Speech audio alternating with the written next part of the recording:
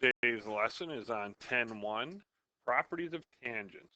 Now, Chapter 10 is all about circles. This is the last chapter with a decent amount of proofs in it, because surprisingly, within circles, there are a lot of triangles that you can use in proving.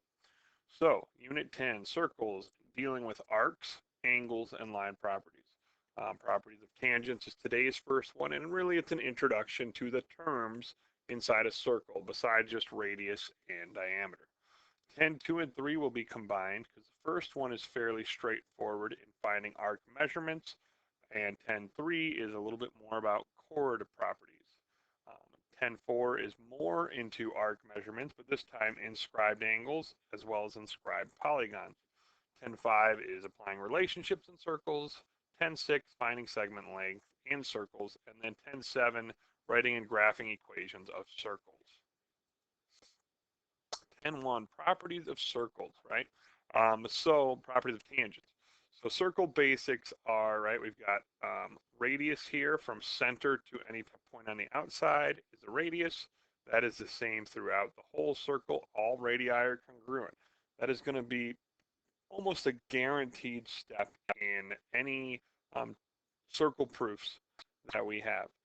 Diameter is from one side of a circle to the other that has to go through the center, right? So we can't just go up one side to the other. It has to go through the center point. And to let you know that, hey, this is a diameter without saying diameter, they will put a point like so on the circle. So if you see, we'll show you in a couple examples where we could tell for sure, hey, that point's there, therefore that line has to be the diameter, and also a semicircle. Chord goes from one edge of a circle to another, doesn't have to go through the center. So the diameter is a specific version of a chord, and actually the longest chord, right, would be the diameter. And as a reminder, you do still need to remember that, let's say circumference is 2 pi r, or pi diameter, and I don't believe we use the area too much. Area is pi r squared. So let's move on. Secant, two more. Secant can't stop. That's the kind of key to secant. And so that is like a chord, however, it continues going through the circle. Now, there are some diagrams where they won't necessarily put the arrow on both sides. Typically, that's how you can identify a secant, that it's going to be a line, not line segment, with arrows on both sides. Tangent, sorry, that was about it. It also has to intersect a circle in 2 points. Now jumping on a tangent. A tangent is a line such that it only touches a circle at one point. Not like car wheels where we have a little bit more of a give there, but typically a line that touches a circle only precisely at one point is called a tangent, and that point is a point of tangency, right? There's a couple different properties with this that we will go over today and in this chapter. So starting off, pretty basic question. Find the radius of A, diameter of C, circumference of D, radius B, and area of A. And since these are all review and given the grid, go ahead and try this on your own. Pause the video and see if you can give it a shot. Now let's see if you got them right. Radius of A, 1, 2, 3, just going from A to up, down, left, right, whichever one you want to choose till you hit the circle, and that is 1, 2, 3.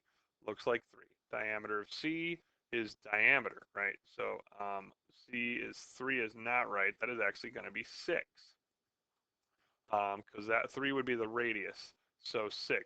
1, 2, 3, 4, 5, 6. So put 3 times 2, giving us 6. Circumference of D, and by the way, so far these are all units. I didn't give you necessarily inches or anything. Circumference of D, so we've got radius of 2 or diameter of 4, and circumference is pi times diameter. So in this case, circumference is 4 pi units. Radius of B, 1, 2, and area of A, pi r squared. We already knew radius is 3, so pi times 3 squared is 9 pi. Next, 3 different examples, coplanar circles, basically how they can exist, right? So circles can have 2 points of intersections, right? If we just happen to overlap, looks like a Venn diagram on the top. Bottom one's a little bit different size circles, right? These look the same. We could have 1 point of intersection if they were tangent to each other, or maybe one's inside the other and just happen to touch the edge at 1 point. And then you could have no points, whether concentric circles, so circle within a circle, kind of like a target um, for darts, or just not even touching.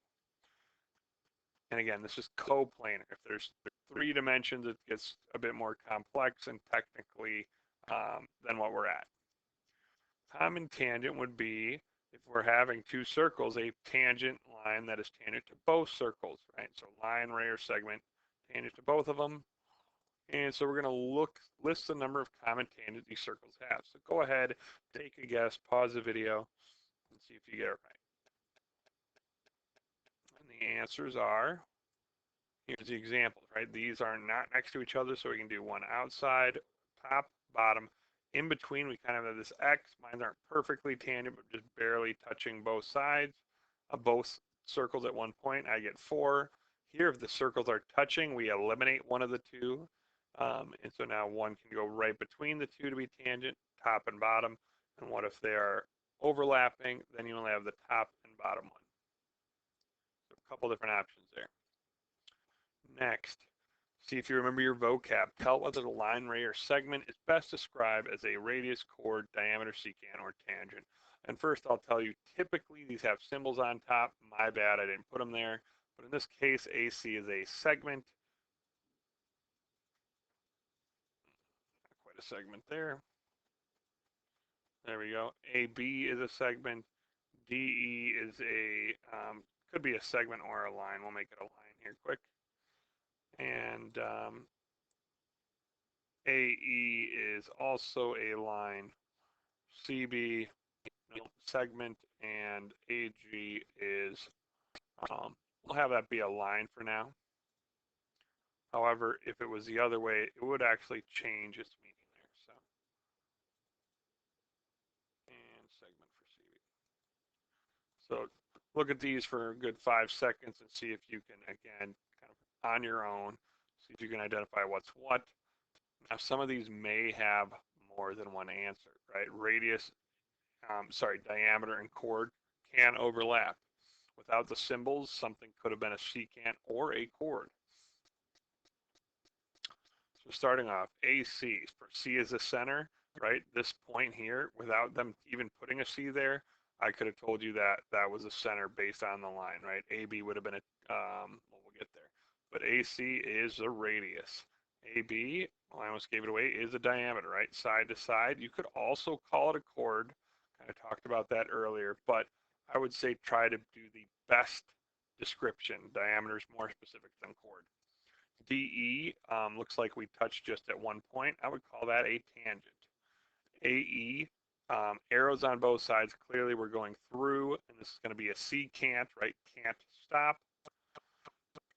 And AG, now this one, I have the stops on there. So if you didn't know that, it's chord, but if it had the arrows on it, it would have been a secant, right?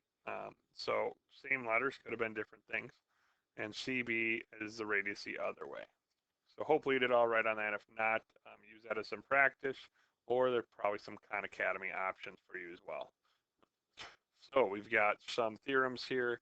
First one, which is kind of important to proving other things. So they said 10.1, in a plane, a line is tangent to a circle if and only if it is perpendicular to the radius. So if we have a tangent, and then from the point of tangency to the center, that will always be perpendicular. Also, if we have, let's say we have a point outside and it has 2 common tangents, right? The tangent segments from a common external point are going to be congruent, meaning ST and SR are congruent given that SR and ST are tangents. We'll actually prove this one. It's pretty short and sweet compared to some of the other ones. But here we go. Yeah. So not necessarily short, but it's pretty basic. We'll put it that way. So SR and ST are tangent to the circle P, and we need to prove SR equals ST or congruent. Now, again, the biggest thing is making triangles. So let me get on my straight line maker because I'm apparently failing here. Right there, if we make that, if we added that, usually I use dotted lines if I'm going to add it, but that one would be congruent to itself. And then if we connect these dots, now we've got more congruent segments, right? So connecting those, big thing, right? If I just give you a picture, clearly you want to connect the points, see if you can make something. I see two triangles. They would look more congruent if my lines were perfect, but mark what you have, right? PR, PT are congruent. Try to think about the reason. PS is congruent to itself. That should be a little bit more frequently used of a reason. And then we have the right angle. So this proof's going to be a little bit longer because of the right angle. I should just get ink on here, right? Because right angles are two steps. And to have the right angle, we have to kind of use tangent. So that's going to be three steps. So it's still a basic proof, but it's a lot of steps. Now, how are these triangles congruent? ASS. It doesn't spell a good word, right? SSA, if it spells a bad word backward, that's your hint that we need two hypotenuse leg, right? That tells you we need two hypotenuse leg. So that means we need this right angles, meaning right triangles. So first step, let's see, do we reflexive? There we go, we're reflexive. PS congruent to PS. Next, I would say we're going to say all radii are congruent. These are congruent because the radius, they're both radii, or radiuses, of the circle P. So PT and PR are congruent. All radii of a circle, that's a symbol for circle, are congruent. And so far we got two sides, and then it's going to be three steps to get the next piece, right? PT perpendicular to TS, and PR perpendicular RS is tangents are perpendicular. Yes, we do need to use this step to prove this. We can't do it without that. And as already mentioned, we're doing hypotenuse leg. So we do need to define the perpendicular, give us some right angles here, and right angles give us right triangles, okay? And so then we have hypotenuse leg, and we just needed corresponding parts of congruent triangles congruent for a nice short 8-step proof. Yes, sarcasm if you didn't catch it.